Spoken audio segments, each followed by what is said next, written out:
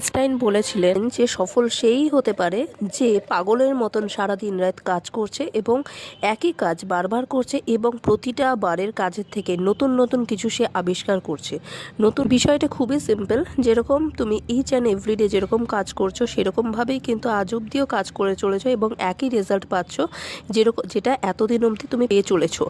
এমনকি তুমি যদি প্রতিদিনের একটু একটু যদি চেঞ্জ করো, তোমার কাজের প্যাটার্নের মধ্যে একটু যদি চেঞ্জেস আনো, যেটাতে তোমার আপগ্রেডেশন হবে, যেটাতে তুমি লক্ষ্যে পৌঁছাতে পারবে, সে আলটিমেটলি আমরা বছরের শুরুতে নতুন নতুন গোল বানাই, নতুন নতুন গোল লক্ষ্য তৈরি করি, কিন্তু তারপরেও কিন্তু আমরা এভরিডে যে হ্যাবিটস থাকে সেই হ্যাবিটস থেকে বেরোতে পারি না। একই কাজ কমপ্লিটলি চলতে থাকে ইচ অ্যান্ড এভরিডে, যার কারণে আমরা কিন্তু আমাদের লক্ষ্যে পৌঁছাতে পারি না। একটা সার্টেন টাইমের পরে গিয়ে আমরা হয়তো হেরে যাই বা ডিপ্রেশনে ভুগি বা ওই প্রসেসটাকে কমপ্লিটলি রং বলে মনে হয়, দিয়ে ওই জিনিসটা ছেড়ে আমরা নতুন কিছু আবার ট্রাই করতে যাই।